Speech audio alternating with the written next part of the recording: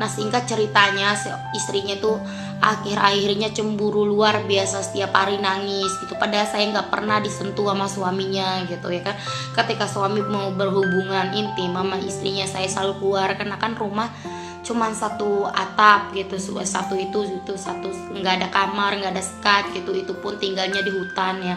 Makanya kalian kalau kalau mau poligami harus hati-hati ya kan, jangan sampai kayak kejadian seperti saya gitu. Jadi kalian kalau mau nonton videonya ini putar dari awal lagi ya, jangan setengah-tengah.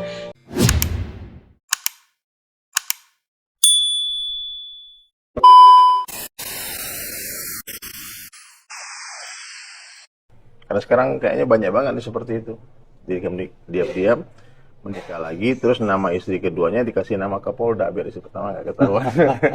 Itu gimana tuh Ustaz? Baik, Alhamdulillah, wassalatu wassalamu ala rasulillah.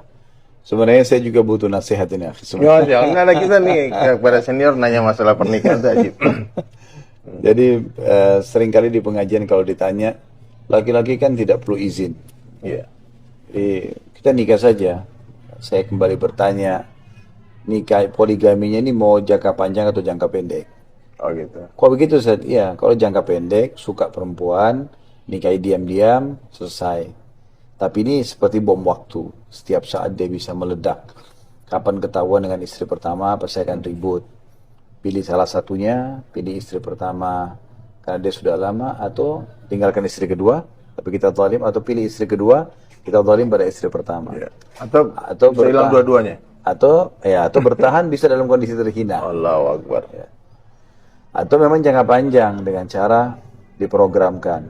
Sebenarnya beberapa step sih. Step pertama itu memang niat dulu, lama-lama lebih niat antara dia sama Allah kalau dia ingin poligami yang benar. Dan yang kedua dia mulai jadikan sebagai rutinitas doa dia antara azan dan iqamah sepertiga malam atau mustajab. Dan yang ketiga dia harus mengarahkan istrinya ke agama. Agama, insya Allah perempuan itu kan lebih dominan perasaan. Pada saat mereka tersentuh secara perasaan, maka pasti akan lebih kuat secara keimanan. Nah, kemudian yang keempat, yang terakhir itu memang dia harus menggunakan apa yang telah agama perintahkan untuk dia tanda kutip di sini ya, dia bisa menguasai istrinya. Itu tentang masalah nafkah dan juga kebutuhan biologis. Jadi nggak mungkin poligami terjadi di saat memang nafkahnya masih kurang, mungkin pada saat dia juga masih kurang secara biologis, nggak ada kebutuhan ekstra sih, hingga tidak diperlukan lah untuk kesana. Satu piring nggak habis, nambah lagi satu piring kan namanya kemaruk. Gitu guys, ini nasihat buat semua yang punya niat ya. Saya lihat komentar dari para netizen banyak banget yang pengen buka cabang Ustaz, tapi takut sama 01 katanya, gimana caranya. Jadi ini ada jangka panjang, jangka pendek. Kalau jangka pendek ya gitu, akhirnya kalau jangka panjang itu diprogramkan, dan itu sesuai dengan arahan ya. Tidak ada rahasia, transparan semuanya. Dan itu sebuah kemuliaan. Tapi kalau diam-diam, nanti akhirnya akan merusak citranya poligami. Yang tadinya dia adalah sebuah perintah mulia dalam agama, malah jadi tercoreng. Karena agama tidak akan mungkin berubah, tapi yang kitanya yang harus adaptasi dan belajar. Kalau poligami itu saya melihat sebenarnya dia seperti level tertinggi di bab nikah. Jadi harusnya dia melalui step-stepnya dulu, kemudian baru sampai ke sana. Jadi satu lantai pertama belum kuat, jangan nekat naik lantai kedua, nanti rubuh kan. Oke guys, itulah matematika Allah. Kadang-kadang 1 tambah 1 itu tidak 2, bisa jadi 1, bisa jadi 0.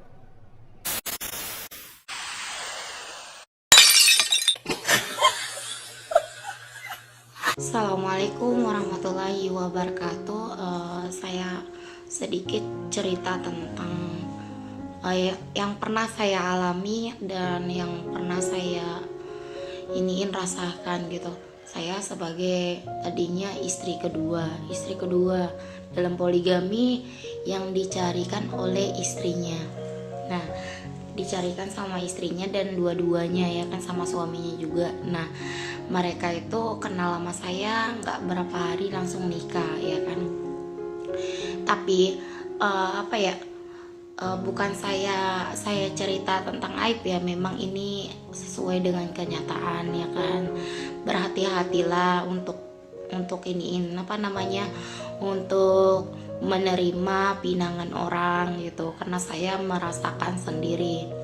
Nah, jadi kenapa saya cerita tentang ini gitu? Saya mengalami istilahnya kayak gini, seperti tersolimin ya. Nah, saya dicarikan sama istrinya dan suaminya pun istilahnya mereka tuh ngomong seperti ini sama saya, saya mau istilahnya bawa agama lah, istilah mau apa namanya, apa mengikuti sunnah-sunnah gitu ya kan, mau meningkatkan ketakwaan kami, kata masalah poligami gitu ya kan. Ternyata itu nihil ya kan.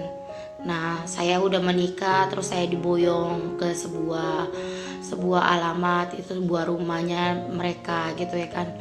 Ternyata di rumahnya mereka tuh saya disatukan satu rumah ya kan. Nah, itu pun gak ada sekatan kamar, kami tidur bareng-barengan semua. Nah, itu kan sebenarnya udah nggak boleh kalau kita disatukan satu atap gitu ya kan.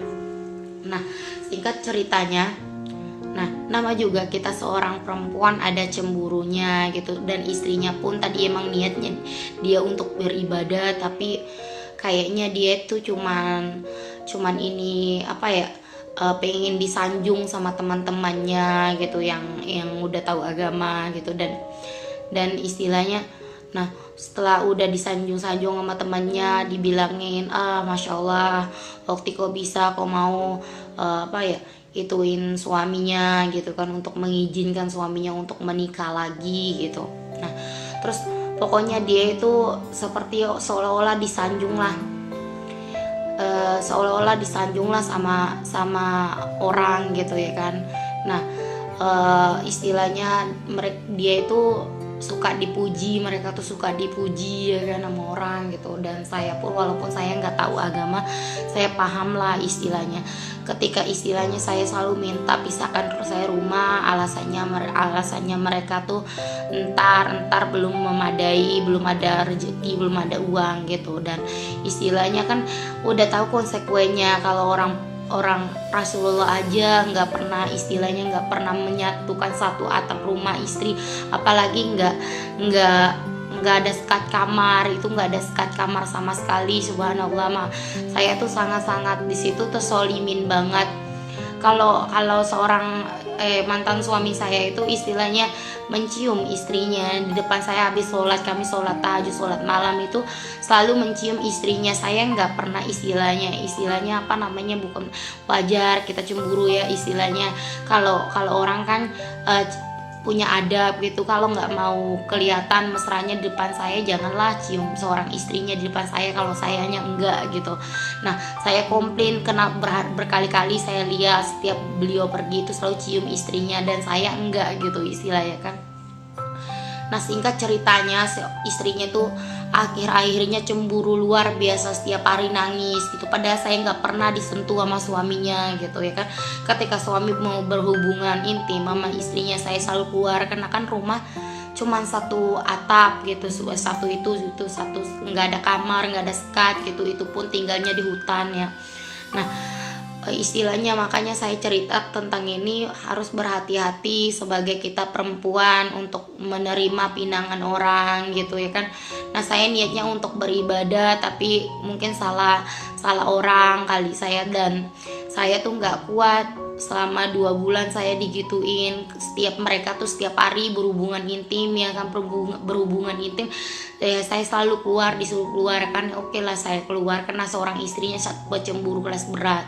Walaupun kalau mereka tuh jujur di depan manusia, depan orang-orang mau kelihatan alim banget, tapi sebenarnya enggak gitu. Dan saya selalu bilang astagfirullahaladzim, walaupun saya nggak tahu agama, minim agama saya, minim akhlaknya saya, tapi saya insya Allah masih punya adab gitu. Kalau mereka tuh istilahnya kemana-mana berdua, saya ditinggal di hutan sendiri, kemana-mana berdua, ke pasar berdua, pokoknya berdua gitu. Saya selalu sendiri di rumah, nggak pernah istilah diajak gitu ya kan.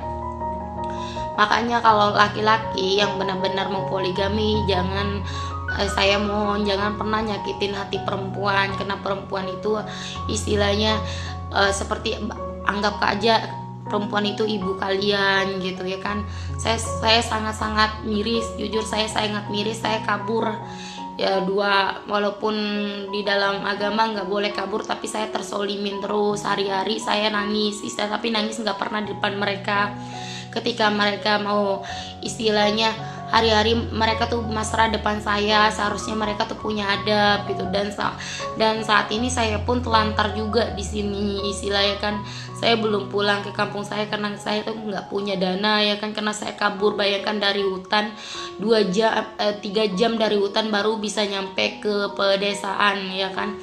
Nah, jadi singkat ceritanya saya kabur gitu, alasan mereka tuh mencari saya gitu. Dan saya bilang, karena saya kan udah berkali-kali saya minta pisahkan atap, walaupun saya digubuk, tapi jangan satukan atap gitu ya kan. Makanya teman-teman kalau mempunyai niat untuk poligami harus istilah ikhlas, jangan cuma nanya nama, jangan hanya mau dipandang sama orang, jangan hanya bisa gitu, karena poligami itu tak gampang ya kan. Nah, terus aku sering bilang sama suami saya ya kan, tadinya saya mau pisah rumah, bikin saya gubuk nggak jadi masalah, tapi beliau itu enggak gitu, katanya belum mampu. Nah, kalau belum mampu janganlah poligami, kasihanan istrinya gitu ya enggak.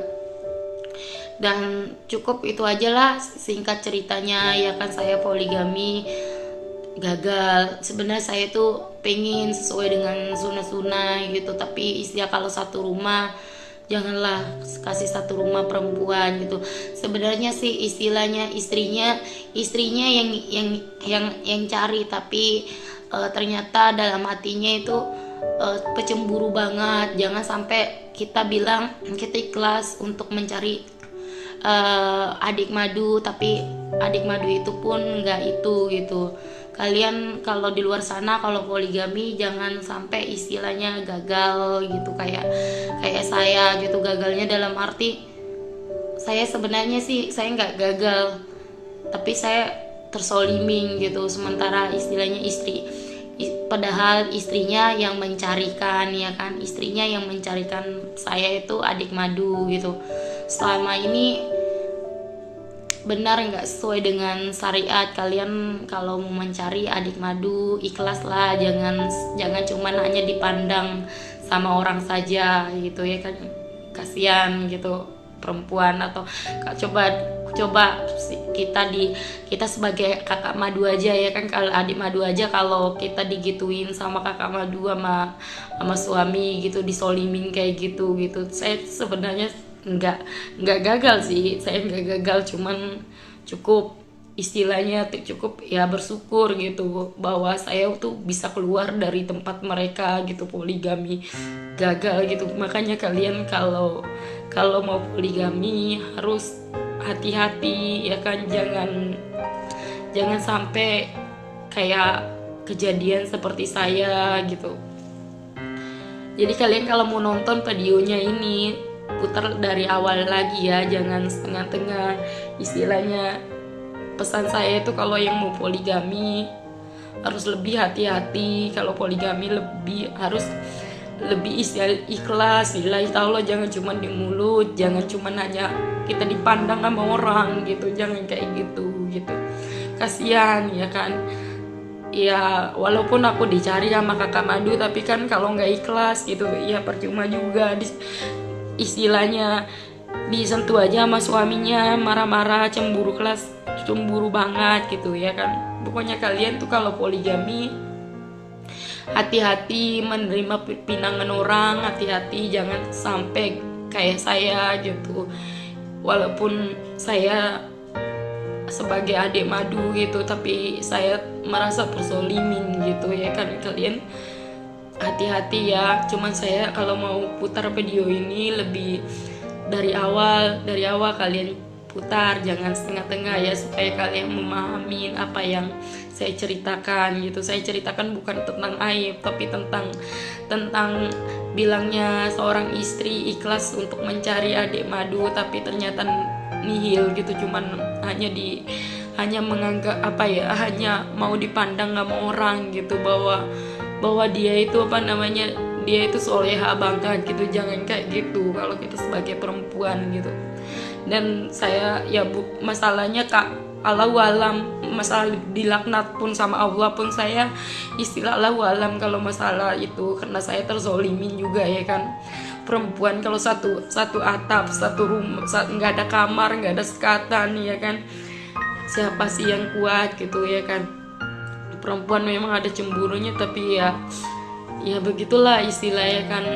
Kalau kalian poligami harus lebih hati-hati lagi mencari istri atau mencari adik madu. Kalian harus ikhlas ya kan. Katanya lillahi ta'ala, mencintai karena Allah. Ketika orang itu ada kekurangan, jadi kalian menoleh gitu. Ingat ya kan, ingat kita nggak hanya semata dipuji sama manusia, tapi kita mencari ridhonya Allah. Ya udah ya, saya cuman sedikit cerita. Kalau mau lebih dalam, mau lebih wawancara saya lebih dalam lagi boleh, tapi silakan DM saya boleh. Saya sebenarnya kabur dari rumah gitu, tapi harus gimana lagi, namanya juga saya nggak kuat. Ya udah ya, assalamualaikum. Keseluruhan diri saya akan menjadi halal kalau syarat ini dipenuhi, Mas Furqan. Apa syaratnya? Pertama, setelah menikah, saya harus tetap tinggal di sini, di lingkungan pesantren.